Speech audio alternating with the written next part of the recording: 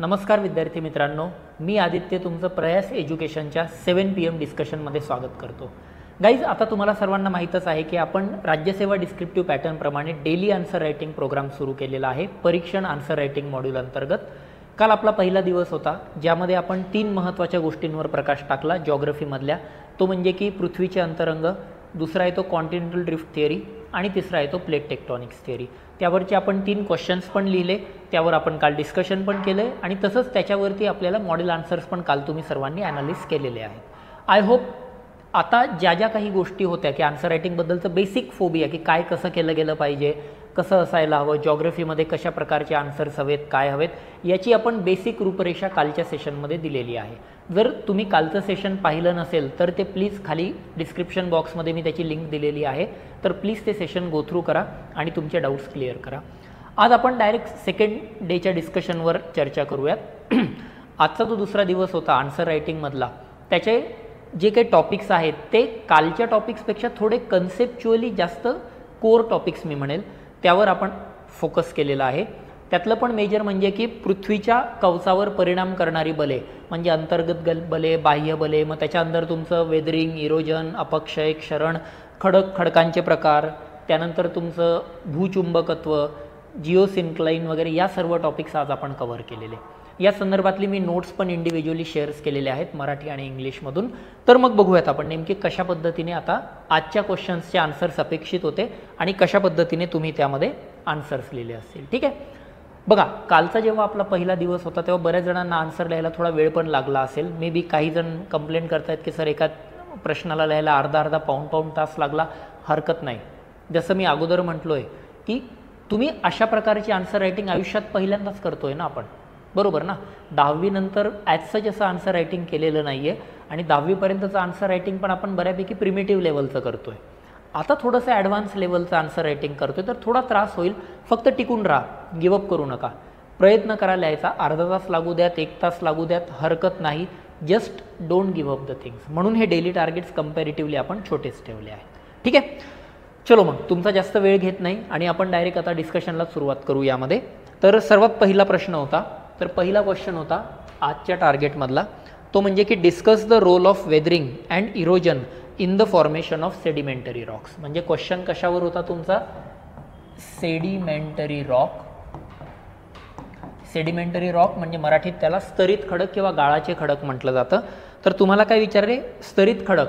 स्तरित खडकांचं काय? काल आपण पाहिल्याप्रमाणे आपल्या भाषेत लिहून घेऊ क्वेश्चन अगोदर. त्यांच्या फॉर्मेशनवर क्वेश्चन आहे, त्यांच्या निर्मितीवर क्वेश्चन आहे, राईट. की स्तरित खडकांची निर्मिती कशी होते अशी प्रश्न आहे. पण प्रश्नाला त्यांनी असं ओपन एंडेड नाही आहे ठेवलेलं. जर असा प्रश्न राहिला असता discuss the formation of sedimentary rock, तर मग आपण नॉर्मल प्रोसेस लिहिली असती, गाळाचा खडक कसा असतो, काय असतो, कशा पद्धतीने बनतो. पण आता इथे काहीच तुम्हाला काय दिलेलं आहे, त्यांनी काय विचारलं आहे? ओपन एंडेड क्वेश्चन नाही आहे. क्वेश्चनचा स्कोप त्यांनी रेस्ट्रिक्ट केलेला आहे. गाळाचे खडक कसे बनतात हे तर सांगा, पण जनरल सांगू नका. फॉर्मेशनमध्ये 2 प्रक्रिया, एक येतात तुमच्या वेदरिंग आणि दुसरं येतं आहे तुमचं इरोजन. वेदरिंग आणि इरोजन, राईट. तर ह्या प्रक्रियांचा सेडिमेंटरी रॉकच्या फॉर्मेशनमध्ये कशा पद्धतीने रोल असतो हेच तुम्हाला विचारलेलं आहे. बघा आता प्रायमा फेसी जेव्हा आपण क्वेश्चन बघतो पाहताच बरोबर असं वाटतं की अरे यार खूपच टेक्निकल क्वेश्चन आहे, कुठे लिंक केली आहे ना. This is the beauty of descriptive answer writing की लिंक कुठे जातात. ऑब्व्हियसली लॉजिकलच लिंक असतात त्या, पण तुम्हाला इंटरलिंक कराव्या लागतात. की सेडिमेंटरी रॉक या अगोदर कसं व्हायचं, तुम्ही खडकांचे प्रकार शिकायचे, त्याच्यावरून MCQ द्यायचे, त्यावरून आपण आन्सर द्यायचं, एंड ऑफ द डिस्कशन. पण आजकाल काय झालेलं आहे, जेव्हा डिस्क्रिप्टिव्ह पॅटर्नमध्ये आपण जातो फक्त तुम्हाला खडक व खडकांचे प्रकार नाही विचारणार, ते प्रकार कसे तयार होतात, काय तयार होतात, कोणत्या पद्धतीने तयार होतात, त्याच टाईपचा हा क्वेश्चन आहे. बघा आता एकदम मी मेन बॉडीमध्ये पण जात नाही. आपण काय करू, काल जसं शिकलो तसं फोड करत जाऊ क्वेश्चनची आणि टप्प्याटप्प्याने आन्सरची पण तशी फोड करू आणि बघूयात आपण कशा पद्धतीने लिहायचं आहे. 3 पार्ट आन्सरचे, start, main body, conclusion. I hope आता इथेपर्यंत तर सर्वांना क्लिअर आहे. स्टार्ट आणि कन्क्ल्युजन फक्त पॅरेग्राफ फॉर्मॅटमध्ये लिहायचं.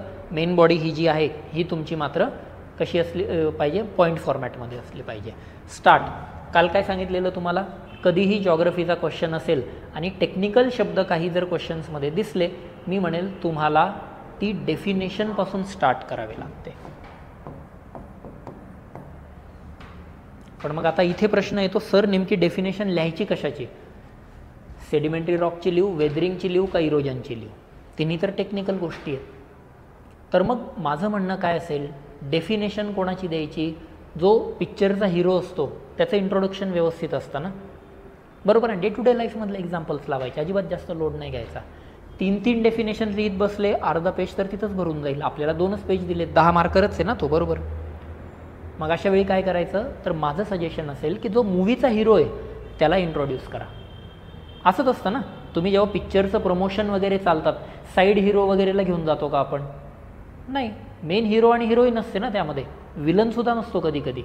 सो आपल्याला काय करायचं आहे, पिक्चरचा जो हिरो आहे, म्हणजे की म्हणेल त्याला की मेजर जो रोल प्ले करतोय तुमच्या आन्सरमध्ये, जो काढून टाकला तर तुमच्या क्वेश्चनला काही अर्थच राहणार नाही. बघा, जर आता सपोज याच्यामधला मी वेदरिंग हा प्रश्न काढून टाकला, वेदरिंग हा शब्द काढून टाकला, काय मग प्रश्न होतो, discuss the role of erosion in the formation of sedimentary rock, तरी तुम्ही आन्सर लिहू शकतात ना, बरोबर. म्हणजे वेदरिंग हिरो नाही आहे. दुसरं मी म्हणतोय इरोजनला काढून टाकलं, इरोजन काढून टाका, वाचा प्रश्न आता, discuss the role of weathering in the formation of sedimentary rock, लिहिता येतं आहे आन्सर. म्हणजे वेदरिंग आणि इरोजन काय आपलं, हे आपले हिरो नाहीच आहेत मूवीचे. मग आता मी सेडिमेंटरी रॉक काढून टाकतो, बघू बरं आपण, discuss the role of weathering and erosion in the formation of, काय फॉर्मेशन, पर्वत फॉर्मेशन, पठार फॉर्मेशन, मैदान फॉर्मेशन, रॉक म्हणजे त्याचा अर्थ आहे sedimentary rock is your hero. So मी डेफिनेशन कशाची देईल, मी डेफिनेशन देईल तुमची स्तरित खडक किंवा गाळाच्या खडकाची व्याख्या देणार आहे. त्याची व्याख्या काय, कसं, ते सगळं मी नोटमध्ये पण दिलं आहे, मॉडेल आन्सरमध्ये पण दिलं आहे. ती व्याख्या मी परत वाचून नाही दाखवत. आपल्याला ॲप्रोच बिल्ड करायचा या डिस्कशन सेशन्समधून, बरोबर. ह्यामध्ये तुम्हाला हे सगळा कंटेंट तो तुम्हाला पुस्तकामध्ये मिळेल, पण त्या कंटेंटला आन्सरमध्ये कसं उतरवायचं यावर आपण विशेष फोकस करतोय. सो मी काय लिहिणार, पहिले डेफिनेशन, आणि आता काय विचारलं आहे, या सेडिमेंटरी रॉकचं फॉर्मेशन कशा थ्रू, एकतर वेदरिंग आणि इरोजन.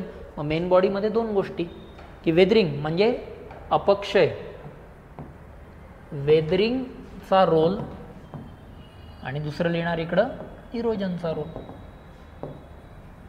या दोघांचे रोल राहायचे. मग आता तुम्ही म्हणाल की सर मग आता याच्यामध्ये नेमकी वेदरिंग आणि इरोजनचा रोल कसा लिहायचा, आम्हाला तर माहीत नाही, आम्हाला वेदरिंग माहिती आहे, इरोजन माहिती आहे. त्याच्यासाठी तुम्हाला कन्सेप्च्युअल क्लॅरिटी असली पाहिजे. आता वेदरिंग म्हणजे काय असतं, अपक्षय. अपक्षय म्हणजे काय, disintegration of rocks at its own place, खडकांचे त्यांच्या जागीच विखंडन होण्याच्या प्रक्रियेला काय म्हटलं जातं, अपक्षय म्हटलं जातं. आणि इरोजन म्हणजे काय, इरोजनमध्ये खडकांचं विखंडन तर होतंच, पण ते तुकडे झालेले खडक कोणीतरी दुसरीकडे वाहून घेऊन जातो. बघा, मग आता इथे कन्सेप्च्युअल क्लॅरिटी चेक करतोय. आजचे 3ही प्रश्न तुमचे कन्सेप्च्युअल क्लॅरिटी चेक करतायत. तसं मी आपल्या ओरिएंटेशन सेशनमध्ये म्हटलं की भूगोलामध्ये एक तरी प्रश्न दरवर्षी असा असतो तो तुमची कन्सेप्च्युअल क्लॅरिटी चेक करतो, हे ते टॉपिक आहे.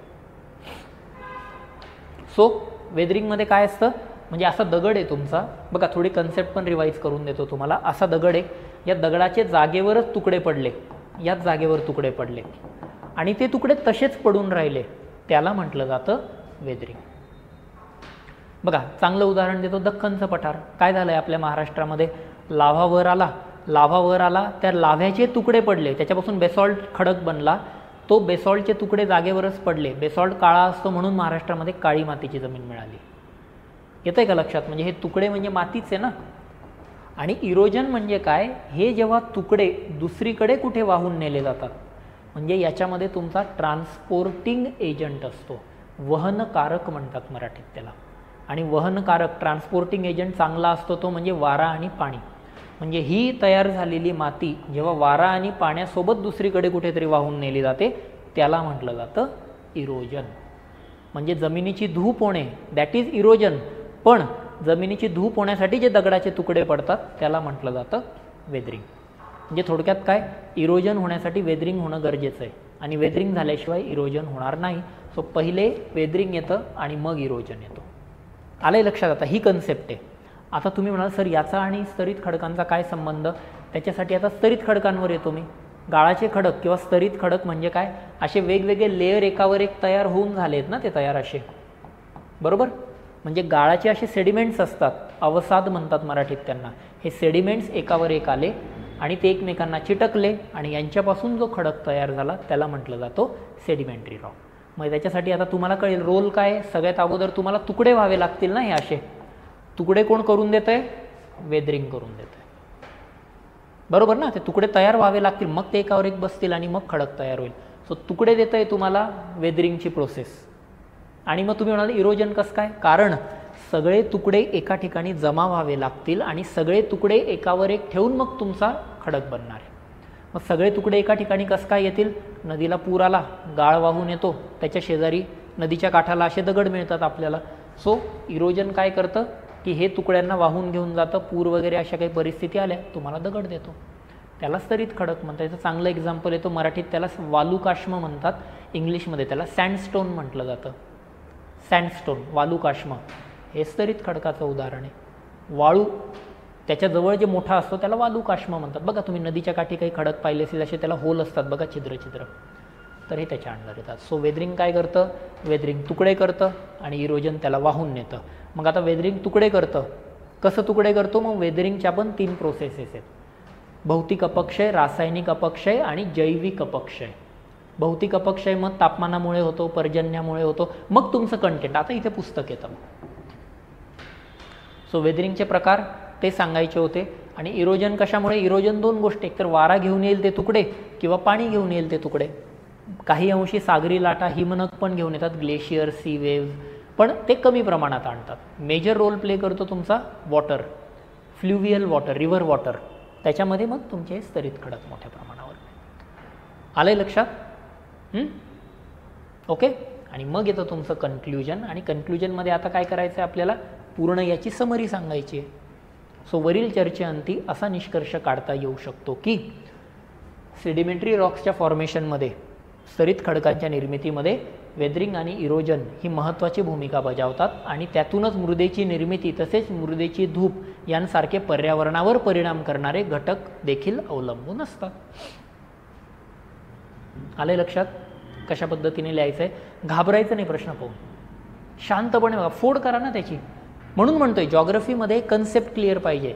काही डाऊट असेल कन्सेप्टमध्ये मला विचारा 10 वेळा, काहीच प्रॉब्लेम नाही, दॅट इज माय जॉब. मी सांगेल तुम्हाला काय प्रॉब्लेम आहे, कसं आहे, काय इश्यू येतोय, पण कन्सेप्ट क्लिअर करून घ्या, बरोबर. म्हणून मी त्या नोट्स तुम्हाला ज्या दिलेल्या आहेत त्या एकदम क्रिस्प नोट आहेत. तुम्हाला त्याच्या पलीकडे काहीच करायचं नाही आहे, तेवढ्याच वाचा.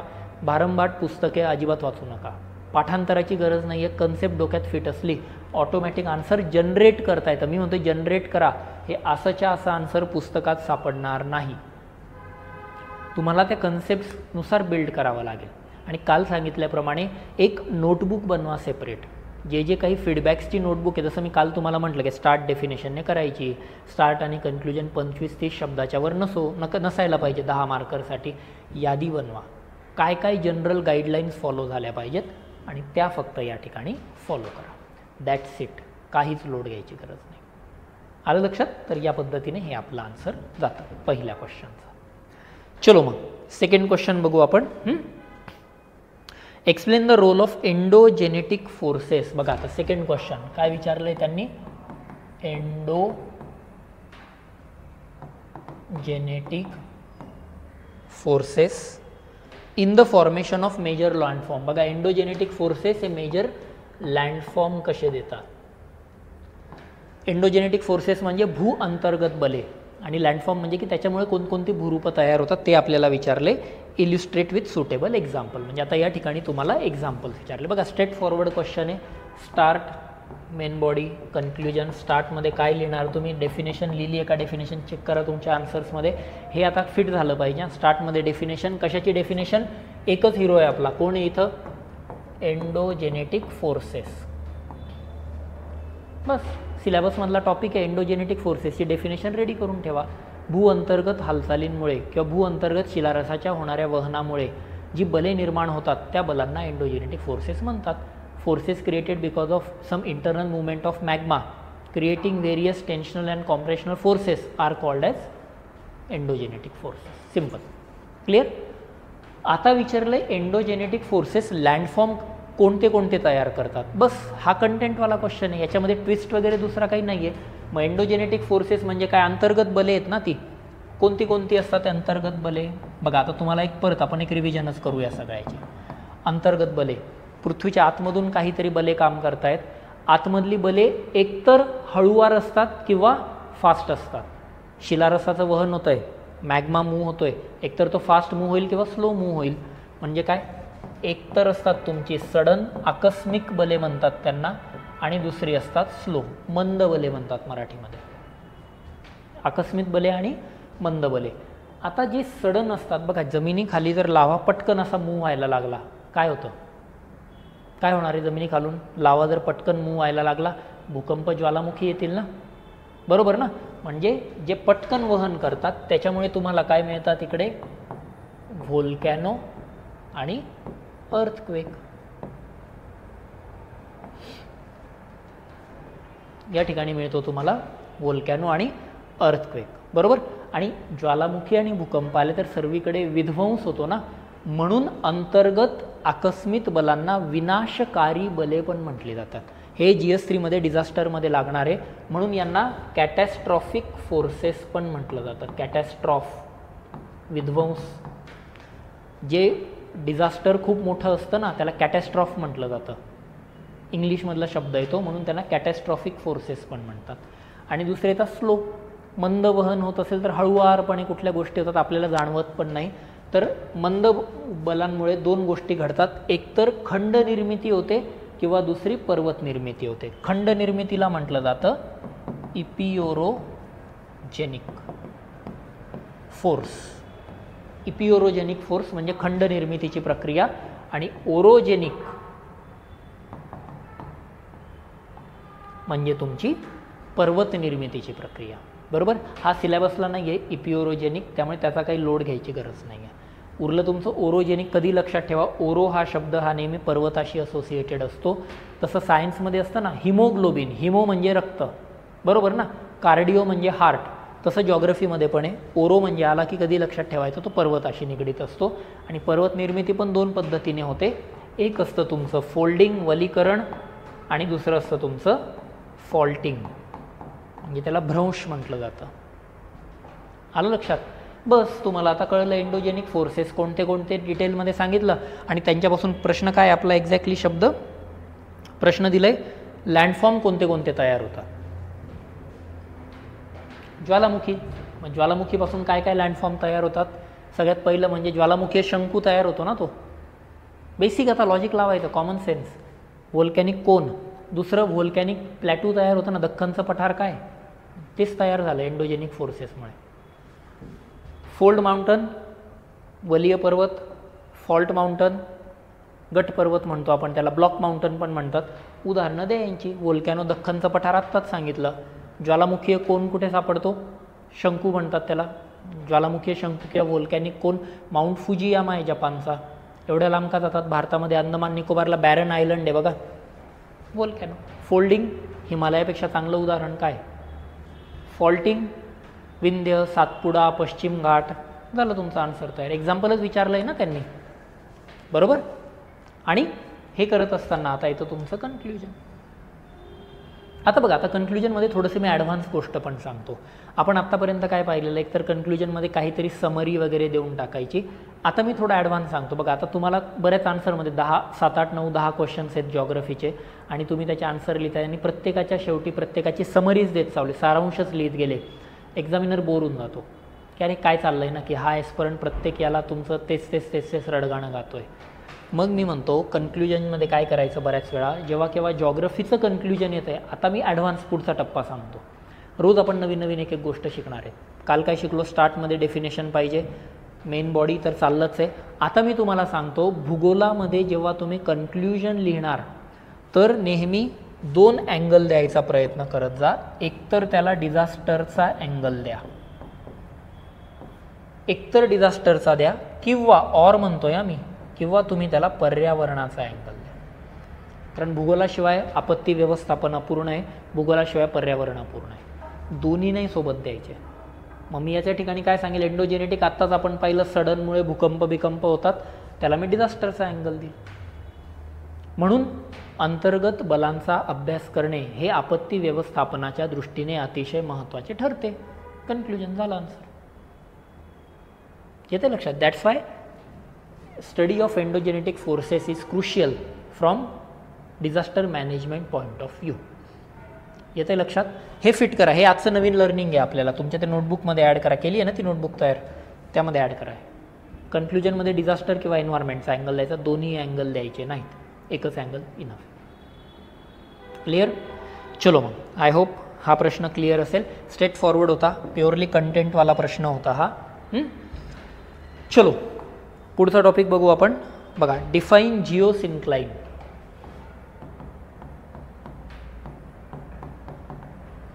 Define geosyncline and its role in mountain building.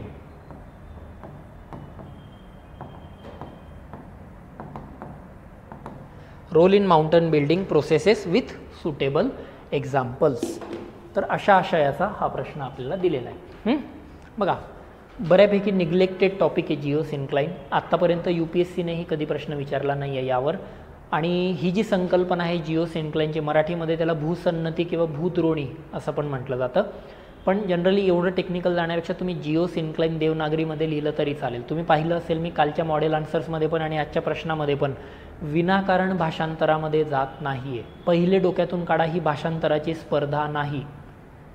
Technical एका लिमिटपर्यंत भाषांतर केलेलं समजतं, त्याच्याऐवजी तेच फक्त देवनागरी स्क्रिप्टमध्ये लिहिलं तरी चालतं. म्हणजे हा शब्द मला आन्सरमध्ये लिहायचा असेल, मी असाच लिहील, जिओसिन्क्लाइन या पद्धतीने. आले लक्षात? सो अननेसेसरी भाषांतर करू नका. चलो पुढे बघू मग. तर मग ही संकल्पना UPSCने आत्तापर्यंत विचारलेली नाही आहे. राज्यसेवेची तर पहिलीच वेळ डिस्क्रिप्टिव्हमध्ये. पण हा जो टॉपिक आहे हा थोडा क्रुशियल टॉपिक आहे, त्यामुळे मी पर्पजफुली यावर आज क्वेश्चन फ्रेम केला आहे. अदरवाईज याची जर स्टडी झाला नाही, हा टॉपिक कधी आपण वाचतच नाही, तो बाजूलाच ठेवून देतो. तर बघा, सगळ्यात पहिले काय दिलं आहे त्यांनी? दिलं आहे जिओसिन्क्लाइनची कन्सेप्ट. जिओसिन्क्लाइन म्हणजे काय? तर जिओसिन्क्लाइनची संकल्पना सगळ्यात अगोदर आधी मी तुम्हाला काय करतो, आधी मी तुम्हाला आन्सरमध्ये काय काय पाहिजे ते सांगतो, बरोबर? आणि मग मी तुम्हाला ही संकल्पना सेपरेटली डिस्कस करू आपण. म्हणजे start, main body, conclusion. So सगळ्यात पहिले म्हणजे डेफिनेशन, ती तर त्यांनी विचारलेलीच आहे जिओसिन्क्लाइनची. सो मी काय करेल, इकडे जिओसिन्क्लाइनची डेफिनेशन देईल. मेन बॉडीमध्ये डिफाईन जिओसिन्क्लाइन आणि माउंटन बिल्डिंग प्रोसेसेस, पण डेफिनेशन ते वरच लिहिली आहे. मग मेन बॉडीमध्ये काय लिहिणार? मेन बॉडीमध्ये डायरेक्ट माउंटन बिल्डिंगला नाही स्टार्ट करायचं. मग असं होऊन जातं की यार याने मेन बॉडीला हातच लावला नाही आहे. मग मेन बॉडीमध्ये मी काय करेल, थोडंसं एक्सप्लेन करेल जिओसिन्क्लाइन काय आहे ते, शॉर्टमध्ये अगदी 2-4 लाईन्समध्ये. आणि मग त्याच्यापासून माउंटन बिल्डिंग, त्याच्यापासून पर्वत निर्मिती कशी होते, बरोबर? आणि पर्वत निर्मितीमध्ये काहीतरी सिद्धांत आहे ना शेवटी. हा सांगतो मी तुम्हाला आत्ता नेमके कशा पद्धतीने असतो. दिस इज अ थिअरी. तर हा सिद्धांत आहे आणि या सिद्धांताच्या काहीतरी क्रिटिसिझम असतात, ते शेवटी येऊ दे. याला काही डिझास्टर वगैरेची अँगल द्यायची गरज नाही. थिअरी वगैरे जेव्हा आपण डिस्कस करतो भूगोलामध्ये, चलो पुढचं लर्निंग आलं आता. भूगोलामध्ये कधी पण आपण थिअरीज वगैरे डिस्कस करतोय, आयदर त्याला क्रिटिसाइज करा खाली किंवा त्याचे पॉझिटिव्ह सांगा त्यामध्ये, बस, बाकी काही करायची गरज नाही. सो असं तुमच्या आन्सरचं स्ट्रक्चर पाहिजे. चलो मग आपण आता नेमके जिओसिन्क्लाइन काय प्रकार आहेत हे बघूयात. तर जिओसिन्क्लाइनची संकल्पना सगळ्यात अगोदर हॉल आणि डॅना यांनी मांडली. 2 जॉग्राफर्स होते, त्यांनी हॉल आणि डॅना यांनी तुमची जिओसिन्क्लाइनची संकल्पना मांडली आहे. तर यांचं म्हणणं काय होतं, आता आपण कसं बघतो, जर तुम्ही जगाचा नकाशा पाहिला तर 4 महासागर आहेत ना, हिंदी महासागर, अटलांटिक, पॅसिफिक आणि आर्टिक. आणि जगाचं सगळं पाणी त्या महासागरांमध्येच आहे. आणि त्याच्यावरून मग आपण कन्क्लुजन काढतं की 70% अधिक पृथ्वीचा भाग हा पाण्याने व्यापलेला आहे आणि 20-30% जो काही भाग आहे तो जमिनीने व्यापलेला आहे. पण यांचं म्हणणं काय होतं की जुन्या काळामध्ये आधीच्या ज्या भू म्हणतो मी आपण, की ते पृथ्वीची जेव्हा निर्मिती झाली वगैरे, ज्या प्रक्रिया होत गेल्या, तर जिओलॉजिकल जी टाईम स्केल आहे त्याच्यामध्ये पृथ्वीचं असं नव्हतं. त्यांचं म्हणणं होतं की 80% भूभाग हा जमिनीने व्यापलेला आहे आणि 20% भूभाग हा पाण्याने व्यापलेला आहे. हीच याच्यावरची सगळ्यात मोठी टीका आहे. मग तुम्ही म्हणाल मग त्यांनी असं का मांडलं, कसं मांडलं? बघा यार, त्याची थिअरी आहे, त्याने काही मांडलं, त्याने सिद्ध केलं. आपल्याला सिलेबसला आहे, our job is to study the things. Criticize करतोय ना आपण.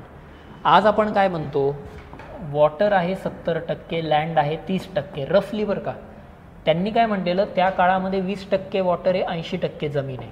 आणि हे जे 20% पाणी आहे ते तुम्हाला कळतं की मग त्या काळचे महासागर पण छोटेच असतील ना.